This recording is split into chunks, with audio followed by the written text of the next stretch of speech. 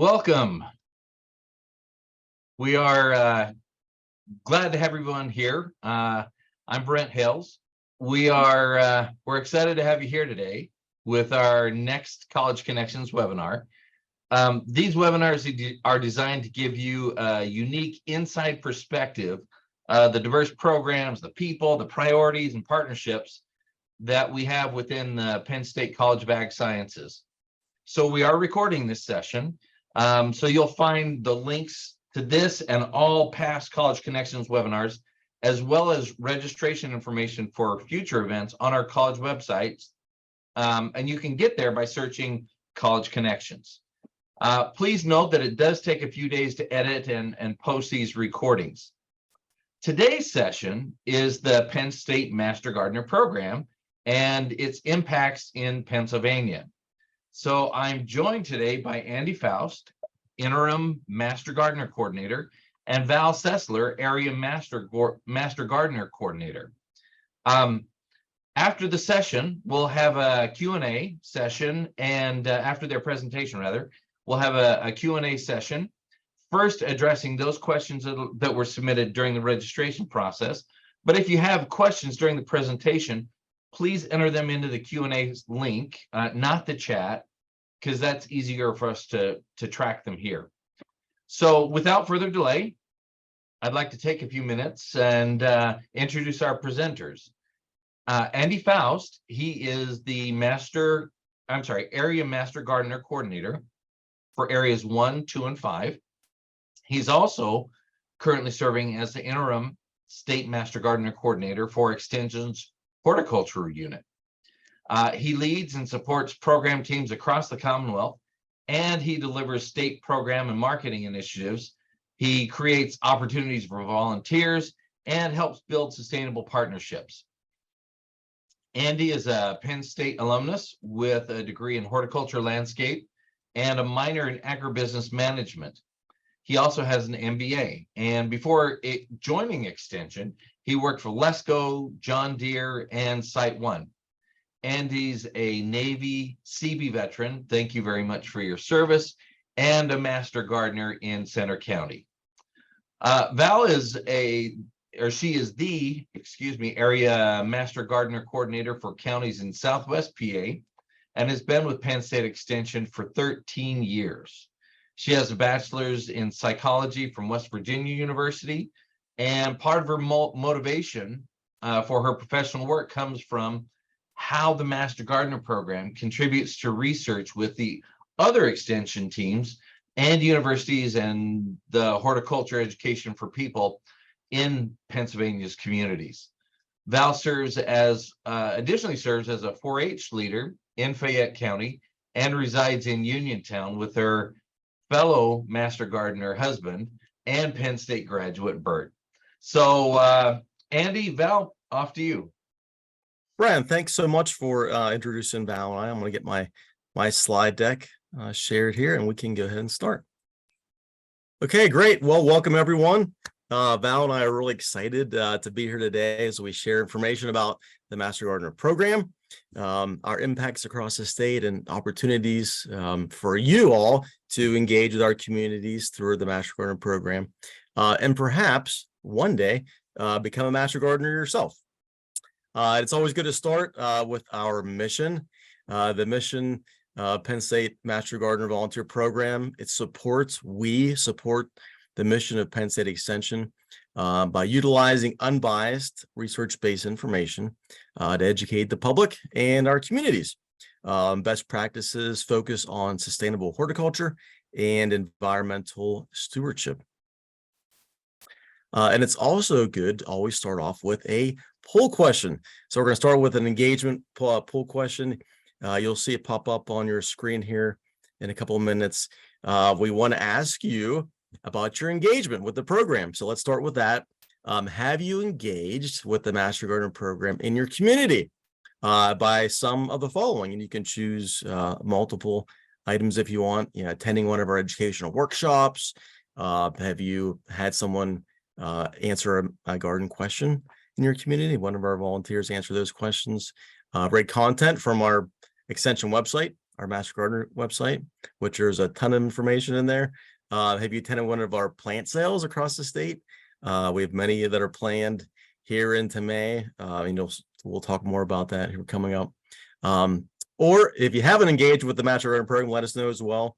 We want to see some of these results. It looks like we're tracking here about 70% participating, which is great. We'll try to get to 85, maybe 85%, 90% participating. So if you haven't, plug it in there. Looks like so far we have 56% of you that have read content from the Master Gardener website and extension website. That's good. All right.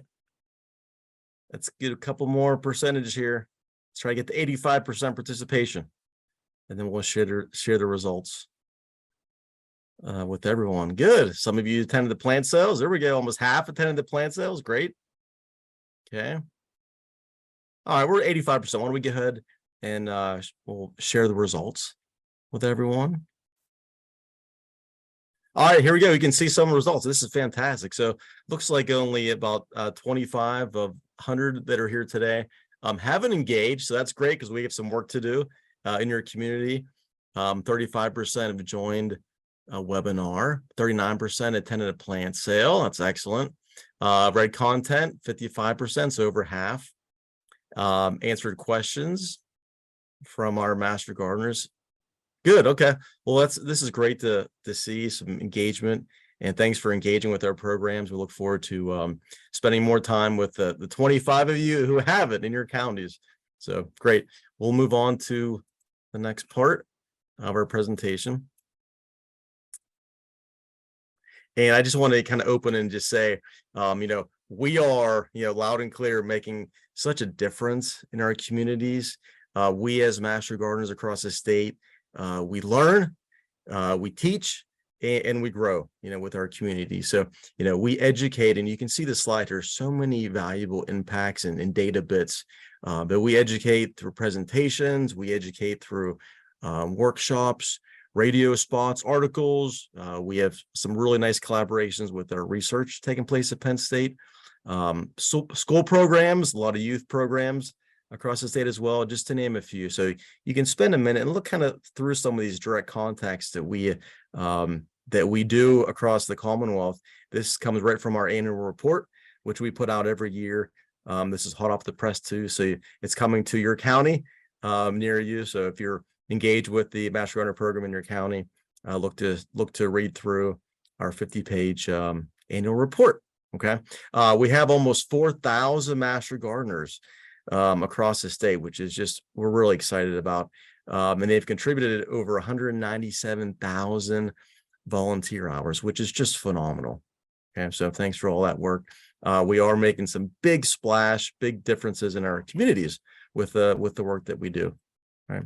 The Master Gardener program began, taking a look backward here, began in Washington State University in 1972. The co-founder shown here, David Gibby, Washington State University. He was an urban horticulturist, believed in the power of volunteers and the power of volunteerism. What began with, under 300 volunteers has grown to over a network of 84,000 volunteers. And actually the number's growing this year in communities across the country. All right. So thanks to David Gibby for starting the Master Gardener program. In the early 80s, it began to spread, and you can see the timeline here. In the early 80s, it began to spread to other states. Here at Penn State, we adopted the program in 1982. And we have a presence in, I'm proud to say that we have a presence in every county of the state, totaling, like I said, almost 4,000 Master Gardeners, which is really exciting. And here we are. All right, this heat map shows our geographical footprint across the state. As you can see, and I'll say it again, we are in every county. With larger programs in red, you can kind of see the bluer dots. That's us. And then the higher concentrations, starting up in the top left of the state, up in Erie, large program in Erie County. And as you go south through Crawford County into Butler, Allegheny County, you can see a large program in Allegheny County. It's more concentration of red there. And then further south than that into in Uniontown, where Valerie is a master gardener as well. And going to the east, the south central markets, and we have Harrisburg, Hershey, large programs in those networks right here in Center County, where I'm a master gardener. Again, larger programs. And then to the east in the Philadelphia market, in those areas, Berks, Bucks County, the whole Lehigh Valley area, Lehigh County, Northampton, growing a lot in those areas. And then clear back up to the northeast corner, Pike County, right? And then you see we have our Sproul National Forest kind of right in the center region of Pennsylvania, where we have fewer master gardeners, but I always say, we're few but mighty in those areas. So just a heat map to show you where we are across the state geographically. We are celebrating 50 years of the Master Gardener program on a national level. And in 2032, we will be celebrating 50 years with our program here at Penn State. And this week is actually National Volunteer Week. So we've been celebrating and giving thanks to all of our master gardeners across the state. What we normally always do, but especially for this week for National Volunteer Week. So many thanks to our master gardeners across the Commonwealth. And we are growing. No pun intended, right? We're definitely growing bunch. Much of the increase, as you can see the timeline here in the last several years, is due to our virtual training. A couple things really, but a lot of it is due to our virtual training, which we'll talk about shortly here. Awareness of our programs and impacts throughout the communities of Pennsylvania. What we do, how we do it, and also having a very strong team of coordinators and staff that are helping get our programs out into the communities. And this is what we look like. We have a master gardener program, like I said, and a coordinator leading our programs in every county of the state. This just kind of shows our teams. We have 25 full-time coordinators shown in the blue and the light blue, and 33 part-time coordinators shown in green here across the state. And they're supporting our programs from bringing awareness to representing our outreach and education, recruiting trainees, building opportunities, building partnerships with local community members, and recognizing the work that master gardeners accomplish. All right. So kind of get some background of who we are and where we are across the state. So what do master gardeners do? Well, we educate is what we do. We do spend a lot of time educating not only our master gardeners, but the community, which is really our mission, like we talked about. And it really starts with our basic training that we hold each year from October through March. There's a $200 fee for our basic training class. And that includes our master gardener, I should say award-winning master gardener manual. We just completed our most recent training here this past March. The class was over 500 trainees, 530 range this year. And you can just see by the lots of learning taking place with our trainees, just from the start of the pre-test average score to the midterm and final. Going from 55% to 96%. So lots of learning curves taking place. So we teach. That's what we do. And what do we learn about? What do we teach? What do we teach our master gardeners? Continuing education and so forth. Well, during the basic training class, we actually teach 22 live Zoom webinar style lectures. And they are recorded and available for trainees if they can't make a certain night, or maybe want to watch again at a later time. They can certainly do that. And like I said earlier, that has really helped with accessibility to our programs, to be able to go through the class and take the class in the evenings or on the weekends. For folks that in the past have said, "Hey, I can't make the face-to-face session." Well, we have an option to do this virtually, so you can. It really helps out. But the topics that we teach here, you can see them. There's so many that range from basic botany to plant propagation, I love to talk about soil health, entomology, vegetable gardening is a big hit. Lawn care, another one that I love, the landscape design, just to name a few. So 22 topics that we teach during the class. And then, our county coordinators will also offer, some hands-on engagement activities throughout this whole time from October to March. Typically, once a month or so, we'll do some engaging activities to really put those learning nuggets into practice with some hands-on activities. And the presenters for all of our classes are, part of our horticulture educator team, faculty and staff here at Penn State. All right, so getting the best educators in the horticulture lens that we can. So that's what we teach for basic training. And you can become a master gardener if you want. The basic training program is open to individuals 18 years of age and older. I'm interested in becoming volunteers and sharing this gardening knowledge with the public through community outreach and education.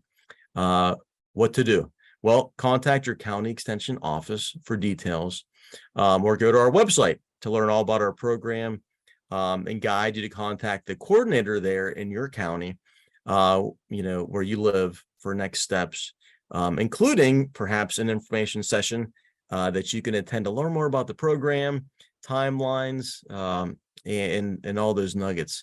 There is a QR code here as well. If you want to take a snapshot of that, the QR code takes you right to our Penn State Extension Master Gardener website, where you can read a lot more about the program, and you can drill into the county where you live, and then I'll take you directly to the coordinator that you can reach out to.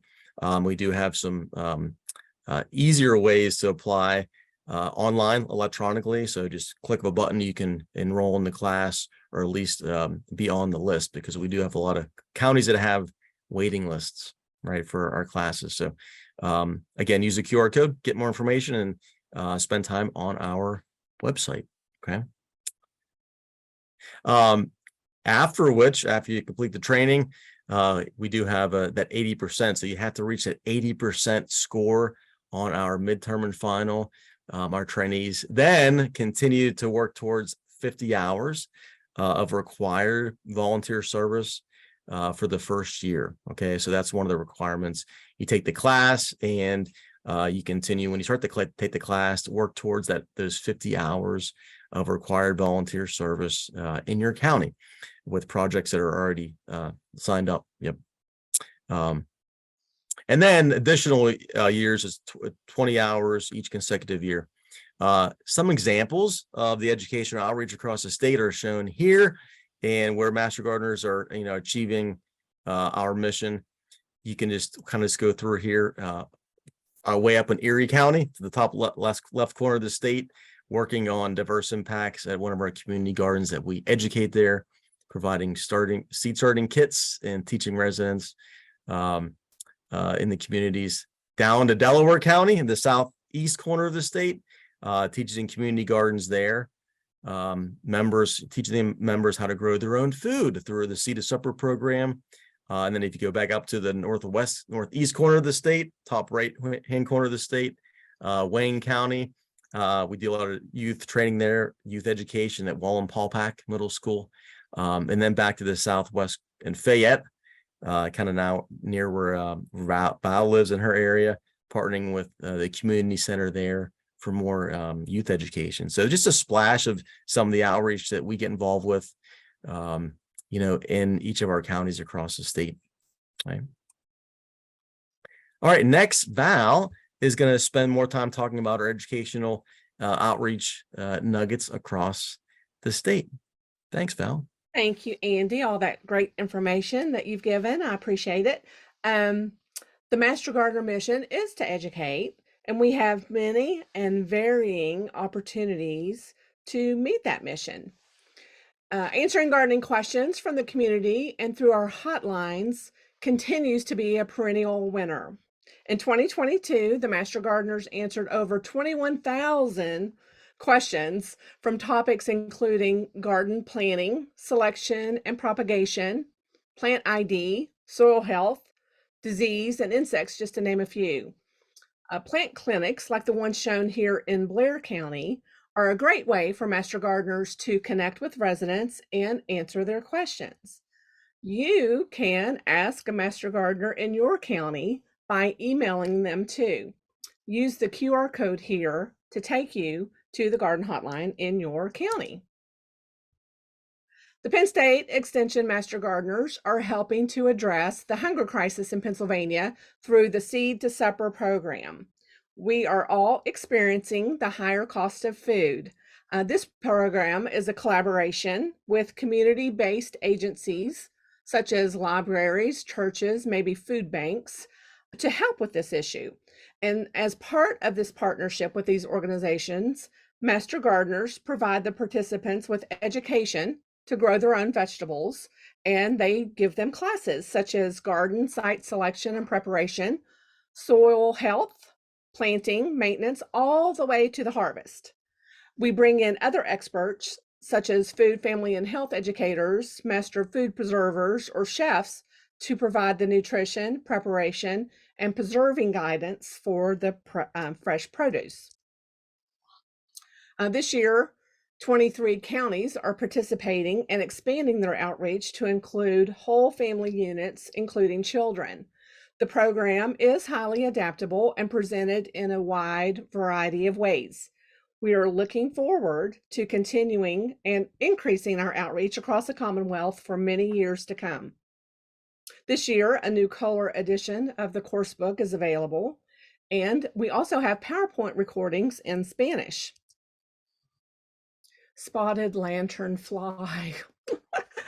Oh gosh, I think it's going to be here with us for a while. In this map, we see the spotted lanternfly quarantine counties across Pennsylvania. The blue colored counties are the ones that are newly quarantined in 2023. And those include Lawrence, Butler, Clearfield, Clinton, Fayette, that's where I am, and Somerset. I haven't seen them yet, but I'm on the lookout. Master Gardeners have been involved in the delivery of educational outreach on this topic since it was discovered in Pennsylvania in 2014. In 2022, the Master Gardeners delivered 120 spotted lanternfly webinars and face-to-face presentations, along with over 400 educational displays at county events.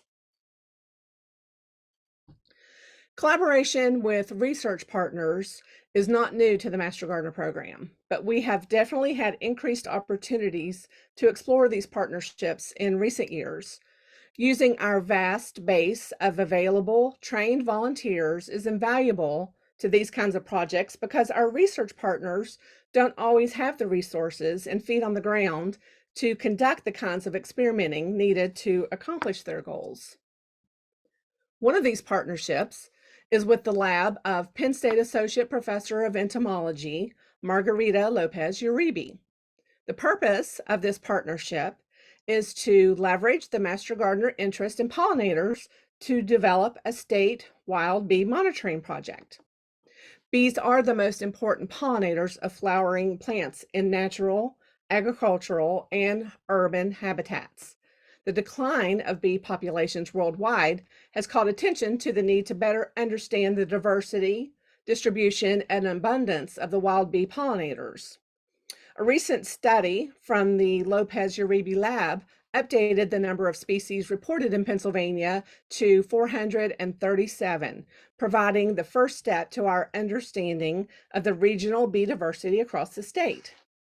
Because the full status of the wild bee populations in Pennsylvania is currently unknown, the Lopez Uribe lab and the Master Gardener program formed this partnership to leverage the Master Gardener interest in pollinators to develop this statewide bee monitoring project.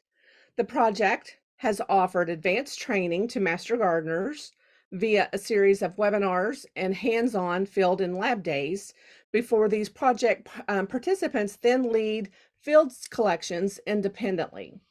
This is the third year for the project with a total of 20 Master Gardeners participating. Some of the accomplishments of this project include having trained 24 people in advanced bee monitoring methods. We've collected approximately 5,900 bees in 30 counties, and all of those bees have been pinned, labeled, and databased. In 2021, we had just over 1,100 bees in 16 different counties for a total of 74 different species found. In 2022, we collected just over 4,700 bees in 27 counties. And with the help of some other researchers, 4,638 bees have been identified to the species level. So we're currently at 185 species in Pennsylvania. All the bycatch is properly labeled and stored and is already being used by other researchers. And because of this work, many county bee records have been recorded. That means that many bees have been discovered that were not previously known in these counties. And some bees may have been found that have not been seen in decades in Pennsylvania. And lastly, because of the work done by master gardeners and others in this project, the master gardeners applied for and received a first place Search for Excellence Award from the International Master Gardener Conference to be held in Kansas City in June. This is a really special recognition of the work done by the Penn State Master Gardeners. It's a competitive application process with submissions from all over the country, so kudos to all the master gardeners who worked on this project. This slide shows some of the cool and unusual bees that master gardeners have collected.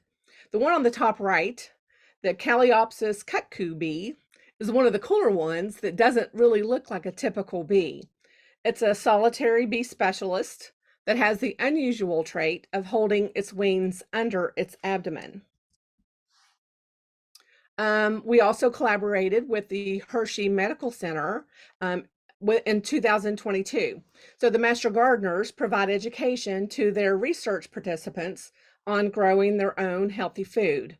And on this slide, you can see the results from the program participants. With all these people had risk factors for heart disease. They had a 16% increase in their food, in their fruit and vegetable intake. They had a 97% increase in cooking and gardening confidence. And they spent an average of 57 minutes per week doing some sort of gardening activity. The Master Gardener program also has many partners throughout the program year. In 2021, the Penn State Extension Master Gardeners were called to aid in a spruce up effort in anticipation of the 20th memorial of Flight 93. The Master Gardeners welcomed the invitation from the National Park Service and congregated in Somerset County from all corners of the Commonwealth. We had about 85 volunteers that first year, and they all worked together to make the site more beautiful for the family and loved ones who would return to Shanksville for the memorial service that was on September 11th. In 2022, the Master Gardeners partnered with the College of Agricultural Sciences and the College of Education, the alumni associations, to spend a day of service to continue the efforts of the volunteers of 2021. This has now become an annual day of service, not only for Master Gardeners, but for Penn State alumni. Everyone involved feels a strong connection and pull to volunteer for this event. Another one of our partners is the Southeast Agricultural Research Education Center, and it offers a terrific opportunity for Master Gardeners to become involved in international floriculture research through its Flower Trials program. The gardens are living laboratories and garden classrooms for horticulture, plant pathology, and entomology. So if you ever get a chance to visit CREC, that's what we call it, it's in Landisville. It's well worth the trip. You might just see some of the flower varieties that you view here show up in your local nursery in the future. And how about plant sales? Are you ready for plant sales? I am so ready to plant outside. I'm looking outside right now. The sun is shining. I think it's probably a beautiful day out there. So when this is over, I'm going out. But anyway, the Master Gardeners have plant sales all across the state. So we have a QR code that will take you to the plant sales or take you to a web page that'll show you where the plant sales are all across the state. It's also listed in our most recent newsletter. And Master Gardeners use these not only as fundraiser events, but also to offer education to attendees. So if you have questions about the plants that you are purchasing, or even questions about your plants at home, this is a great time for some one-on-one conversations with a Master Gardener. So I encourage you to visit one or more of the sales if you can to support the Master Gardener program and find some terrific plants for your own garden. And of course, I want to mention our incredible home garden newsletter. It's published electronically every month for more than 20,000 subscribers. I hope that you are one. The newsletter is filled with articles on specific plants, from native trees to shrubs and invasives, and we talk about pest problems, we have book reviews, and also we mention the upcoming Master Gardener events. And if you haven't signed up yet, use the QR code that's on your screen to get connected. Boy, that's a lot to digest about this Master Gardener program, right, Andy? Please don't hesitate to contact us if you have more questions. You can find your local county program easily on the Penn State Extension website. Now I think we're going to answer some questions. So I'm going to pass it back to you, Brent. Great. Thank you both for your excellent and interesting presentation. So yeah, now it's time for some Q&A. Again, if you have any additional questions, please put them in the Q&A link on the bottom of the page, and we'll get to them as time allows. We did have some come in ahead of time, and so we're going to start there, and we'll go down through the list, and please feel free, either one of you, to jump in. Yeah, sounds good. Does the Master Gardener program deal only with horticulture or gardening for vegetables also? Yeah, so it's both. Yeah, so the training that we put on, it's there, like I said, 22 webinars that we do focus on all those topics, but it's also included in vegetable gardening. Absolutely. Yeah. Awesome. So a question came in: how do I become a Master Gardener? I have a walking handicap. Yeah, great question. That's okay. You can still be a part of the program. One of the things that we do, and it's Val talked about it being a perennial winner, is our garden hotline. So we have many volunteers that are putting hours in, really responding to questions via email. And that can be done from your own home, which is awesome. So you can still go on the county website, apply, talk to the coordinator there, and start the program. And you can start to do outreach. Absolutely. Perfect. So this one came in from Allegheny County. Are there any options to get certified doing the coursework on weekends, evenings, or even virtually? Oh, absolutely. Yeah, I kind of talked about the opportunities virtually, and we've had really an uptick in those virtual opportunities the last 3 years. They're recorded, so you can always have access to previous recordings and go back and listen to those, watch those, and engage with the program. So answer is yes to that. Yep. Perfect. Must the program be completed within a strict prescripted timeline? Yeah, so we covered this too on the webinar. We have training every year. Our virtual training starts in October and it ends in March. Those are the times we do our presentations for those educational topics. So that's the continuing education part of it. And then volunteers continue to reach those 50 hours that first year. So there's a timeline as far as our training class goes. Sure. So let's go off that question, because a question came in about what types of volunteer hours Master Gardeners usually volunteer for. Is it like educating the public, planting gardens, weed prevention, weed control? All of the above, Brett, that you mentioned there. Yeah, so there's educational opportunities that each county has that we've approved to go out and do education for. Many of them are workshops, educating, presentations virtually, hands-on, answering, questions. So absolutely. So and that's growing. That part of it is always evolving as we have partners in the community that ask us, say, hey, how can we partner, with the Master Gardener program? Yeah. Very good. Very cool. So what happens if someone moves into Pennsylvania, they're a Master Gardener in another state? Can they transfer their Master Gardener certification from one state into PA? Sure, Val, you take that one. Go ahead. Sure. The short answer is yes. We would love to have you in our program. But the long answer is you should check in with your county Master Gardener program to find out the details of making that move to the Penn State Master Gardeners. After making this contact with the county coordinator, you would just need a letter or an email from the state of origin stating that you are a Master Gardener in good standing. You would acquire the Penn State Extension Master Gardener Training Manual and score a minimum of 80% on an open book final administered by Penn State Extension. And then you can become a Master Gardener with us. Nice, Yeah. nice. That happens quite a bit too. We have folks that move into Pennsylvania. We had some folks up in Warren County that moved to Maine last year. So it goes both ways too. Folks come in to our counties or our state and move out. So good question. Sure, sure. So getting into the program, when are people notified about their acceptance into the program? Yeah, typically when we get into the middle of September range, at the latest, we like to notify any trainee, hey, you've been accepted in the program and we're going to be starting here in October. So typically it's a September timeline. Kind of varies for every county, but that's generally speaking, mid-September range is really the sweet spot as far as those times. Yeah. So is there a deadline in applying then? It kind of depends on each of our counties.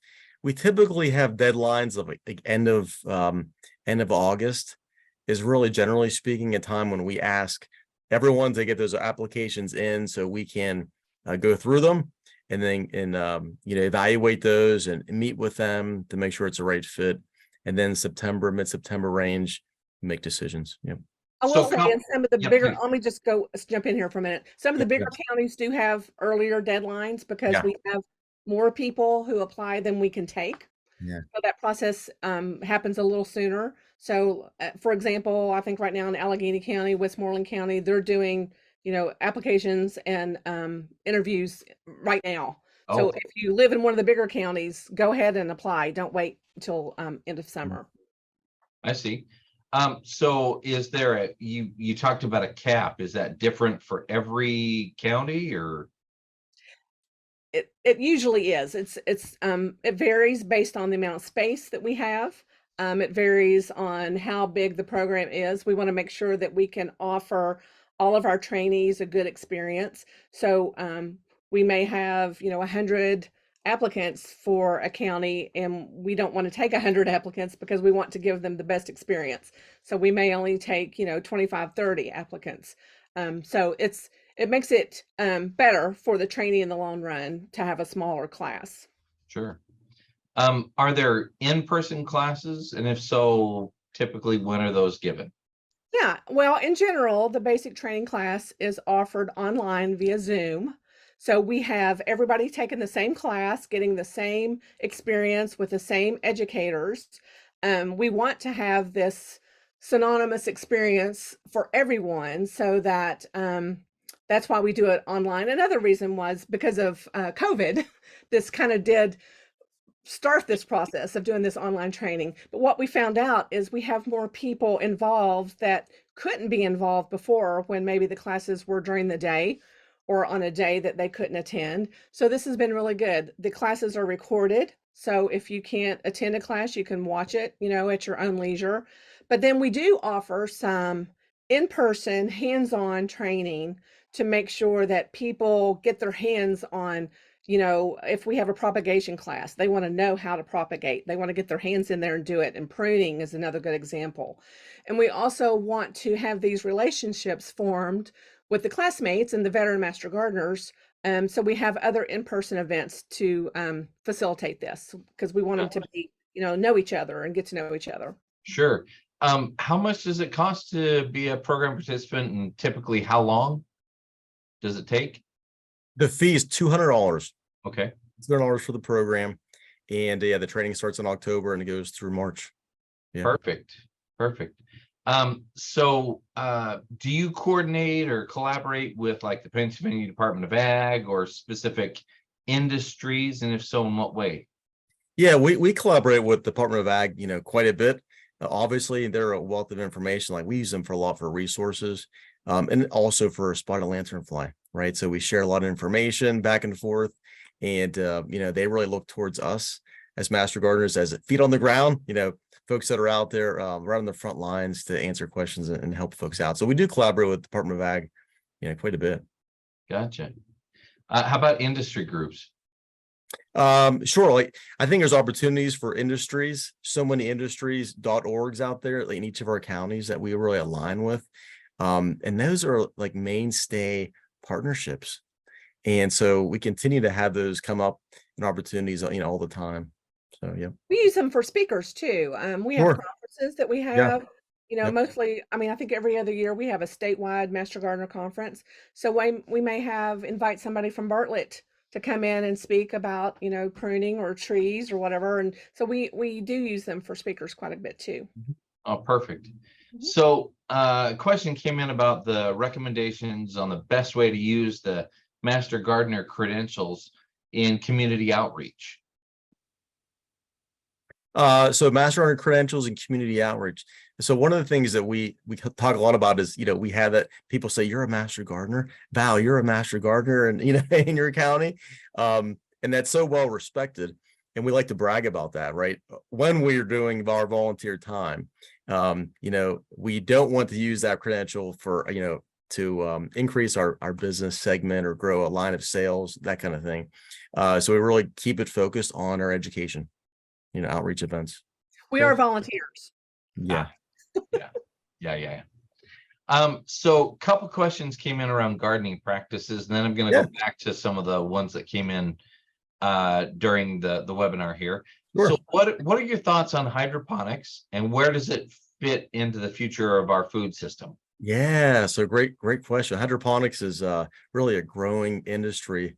To me, from a commercial side, mostly for our consumer horticulture that we focus on with home gardeners. It's more of a hobby. But I would direct that question to the Extension website because we have a lot of articles that we've written about hydroponics. And there's also a class, I think it's starting in November, sometime this fall range. It's a hydroponics class that the educators were putting on. And that would be it sounds like if that question came in, that might be something for you to check out. So always use our Extension website to search for information, but hydroponics is certainly, tracking upward as far as opportunities, commercial side, but also for hobbyists, for hydroponics and plant growth. And we use hydroponics as kind of a learning nugget too for a lot of our youth in school programs to understand the needs of plants. Yeah, the kids love that. Oh yeah. They get to see it up close and personal. Yeah. So does Extension have any templates that Master Gardeners can use to develop educational materials or demonstration gardens? Well, the answer to this is no on a state level, but it sounds like a really great idea. I imagine that a Master Gardener sent in this question. So if you're listening today, please contact me. I would love to follow up with you on this. We'd love to share our talents and ideas with each other all across the state. And brainstorming to develop some sort of template for educational materials that can be shared is a really super idea. That's why I love this program. The Master Gardeners are so talented, have so many different skills and talents that they like to share. So yeah, contact me and we'll talk about that. Awesome. Actually, could I get you both to put your email addresses in the chat, and that way folks can, whether they're viewing the recording or capturing it live, they can see how to get in contact with you. And while you're doing that, I'm going to read the next question. Are there any local heritage seed projects or initiatives planned to preserve and cultivate historical plant species? So there's so many opportunities. There's a lot of .orgs out there that have seed savings and seed banks. We don't have one specifically for the Master Gardener program, but as you mentioned earlier, Brent, about local industry and partners locally, I would suggest doing some research to find out what's in your county across the Commonwealth. Sure. So either one of you, someone wants to set up a garden. First step, maybe to test the soil, get a soil test. Oh yes, definitely. That is the absolute best thing to do to start. Got it. Whether it's a vegetable garden or a perennial garden, start with a soil test. And we have excellent university resources available to us as Pennsylvania residents. And one of them includes access to the Agricultural Analytical Services Lab. But don't let that name intimidate you. It's not only just for big farmers, it's for the homeowners too. So you can get a soil test. The lab services will give you a detailed report of your soil's fertility, and the cost is $10. And I'm telling you, it's the best $10 you'll ever spend. Then when you get your results back, you can contact your county extension Master Gardener program to help you to interpret the results and help you to decide what to do next to have a fabulous garden. Awesome. Awesome. Cover crops. Are they used in gardens? What are the benefits of them? This is right up your alley, Val. Cover crops. Sorry, I think my internet connection just slowed down there for a minute. Okay, yeah, we lost you for a second. Everybody was moving in slow motion. The benefits of using cover crops, they're great to use in a garden. So some of the benefits include increasing the soil health and the structure. You can reduce soil compaction. You can prevent erosion. You can keep weeds in check. You can add winter interest. And the kind of cover crop that you would choose depends on what you're trying to achieve in your garden. So if you have to work on, improving the soil structure, you might try clover or vetch or rye. If you wanted to add organic matter or biomass to your garden, maybe you would pick a legume, partridge pea or some other kind of vetch. If you wanted to help to reduce soil erosion, clovers and annual ryegrass and Austrian winter peas are good choices. So the Penn State Master Gardener website or extension website have many and various articles about cover crops to help you pick the specific one that you want for the problem that you have. But yeah, even home gardeners using cover crops is a great thing. And I think we get more questions too, even from Farm Show. Being at Farm Show this year and Ag Progress Days, we do have a lot of questions coming about using cover crops. So I think it's great, and there's a ton of information on our website for that. Perfect. So how have environmental changes affected gardening? Oh, wow, that's a great question.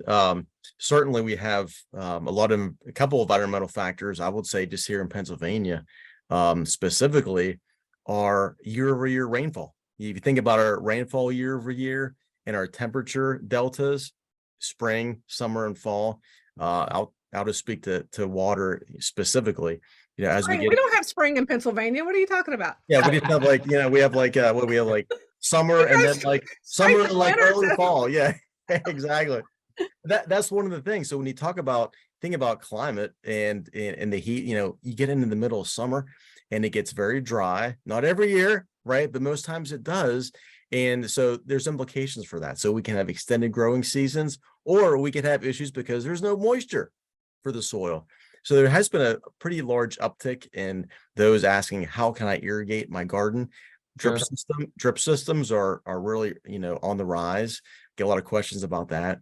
So certainly there's, and this is just for Pennsylvania, right? There's a larger question that revolves around those types of environmental factors. But to me, really, we need to focus on is how we can get moisture to our plants. We can't do much about the weather as far as the temperatures, but the things we can control, we have some resources for that. Yeah, maybe you put in a rain barrel. Yeah. Oh yeah.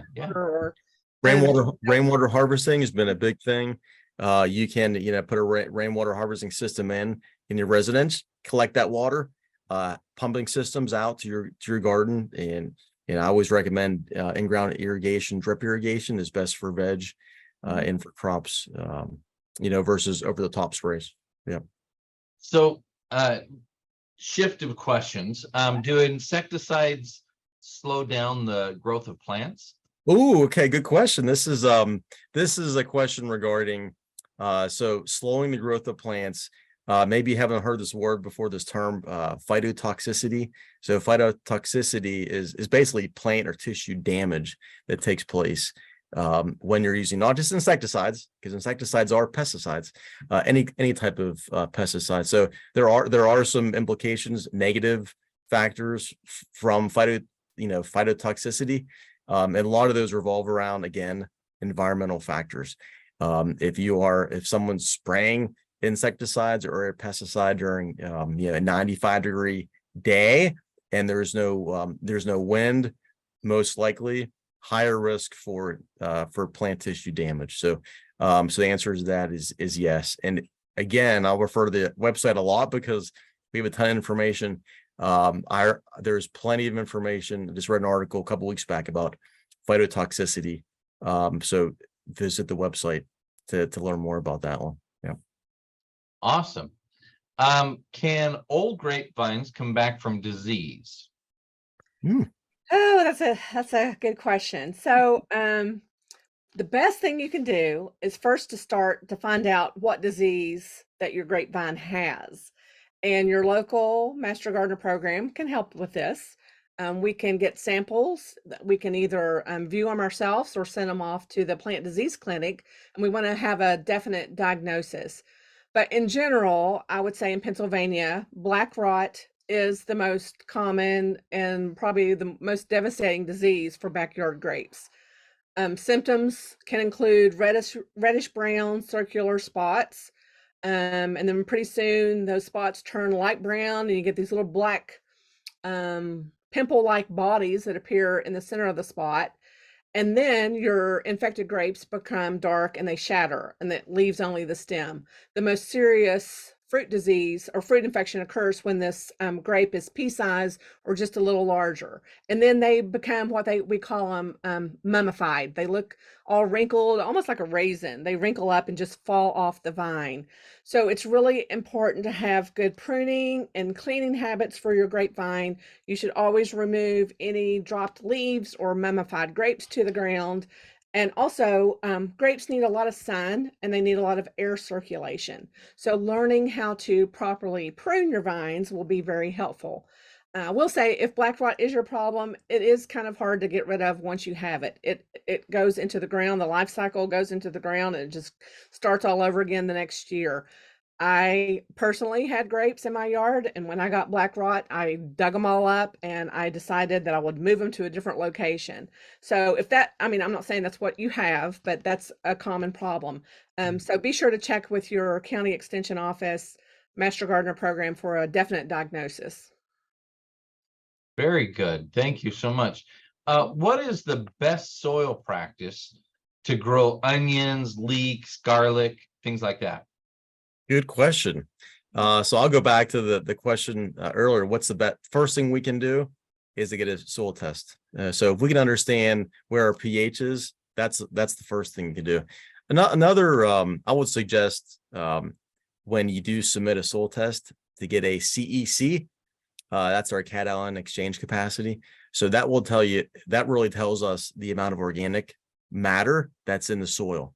So if you're growing veg in general, you want to have a higher percentage of CEC or organic matter in there. So I would request that in your soil test as well, just to put you on a good track, for growth. But as long as you have if you have your pH, 6.5, 7 range, and you have, good soil substrate, then you're off to a good start. But ask for the CEC, get that tested. Yeah. And those soil tests, though, they kind of are sometimes confusing to interpret on your own. So we're happy to help with that. Yeah. Like if you're, you may have a bar chart that's off the chart, but your plant still doesn't look well. If your pH is off, then the plant can't take up those nutrients, even if they're there. So there's a lot of important information in that soil test that we're happy to help you to interpret. Oh, I think No, I'm good. I'm good. I just have to be paying attention. So how do I get rid of cucumber beetles? Yeah, cucumber beetles. I actually had cucumber beetles I have them every year in my garden. So I'll give you some personal advice. There's something called row covers, right, that you can put over top of your cucumbers for many vegetables, really. So I would recommend trying some row covers. You do have to, it's a little bit of time involved in removing them. and putting them back on, especially during, because you want them to be pollinated, right? So you want some pollination to take place. So you have to remove them during, during the day if you can. Something else to think about is, don't forget about crop rotation at your home garden. So if you are my backyard, in our gardens, we try to rotate every couple years, and that really helps because a lot of the larva is in the soil. All right. So if you can do that, kind of monitor, you can also did some monitor traps are available to kind of gauge, to quantify those, and then try the row covers. That will really help. They do make a big difference. Yeah. Perfect. Couple more questions. How do I get my peonies to bloom? I must be planting them either too high or too low. Oh, I love You peonies. take this one, Val. Yeah. They remind me so much of my grandmother. There could be many reasons why your peonies are not blooming. And yes, if you plant them too deeply, they won't bloom. You only want to plant them either 3/4 of an inch up to 2 inches deep. If you want to dig them up and replant them because you think they're too deep, a good time to do that is in the fall. And just the act of dividing, if it's a fairly large clump, you might want to divide it too. So replanting will give them a boost, and then plant them at the right level, and maybe that's just the thing they need to bloom next year. Perfect. So this is an interesting one, and I saved this for the end. I planted a half-peeled banana, skin and all. Will this work? The banana was whole. I don't understand this question. Andy and I talked about this, and we thought, are they talking about adding nutrients to the soil? No, I think they want to or grow. are they trying to grow a banana tree? I think they're trying to grow a banana tree.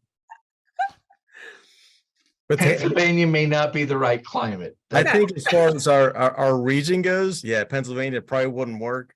But that will be a fun experiment. Oh yeah, absolutely. Try it, see what happens. Yeah, for one of our, even not just for youth, but for maybe we should include that in one of basic training, one of our one of our experiments, Val. Right? Yeah. There you go. There you go. Look, we received a bunch of questions, and unfortunately, we couldn't get to them all. They were on composting, more about the Master Gardener program, and rain barrels. Just basic gardening questions. Where we'll capture these, obviously, but where can people go just to get basic information around the program, around basic gardening questions, and so forth? Absolutely, yeah. And I saw all those questions that come in too, Brent. Go to your county extension office or go onto our website. And on our website, we have each county listed there, which will take you into the contacts for the coordinator in each of our counties. That will also take you to our garden hotline in each county. And all these questions that I'm seeing in the chat too, in the Q&A, those can certainly be asked right to the Master Gardeners, right? So there's a link there takes you to the county website, and then a link for the contact the Master Gardeners in the county where you live. So all the questions that came in, you can certainly, we'll review those, but send those to your county Master Gardeners. They're there to support you. And they know all the local ins and outs of your microclimate, and can really support you there. So I hope that helps. Well, it's time to wrap things up, and I just want to thank you both, Andy, Val, for joining us today and for your presentation. Great job, and thanks for all the questions that did come in. In May, we'll be joined by Christina Grosinger. She is the director of the Center for Pollinator Research, and we did have a bunch of questions come in about pollinators. So yeah, come join us next month. And Christina is going to join us. She's a professor of entomology. She's going to discuss all things pollinators. And then in June, we'll be hosting Majid Foulad and Beth Gugino and Kevin Hockett to learn about more conventional and modern breeding techniques, microbial disease management, and how to keep your tomatoes healthy and delicious. So check agsci.psu.edu college connections for registration information. We hope everyone enjoyed our webinar today. We look forward to seeing you soon, and thank you for joining us. Have a great afternoon.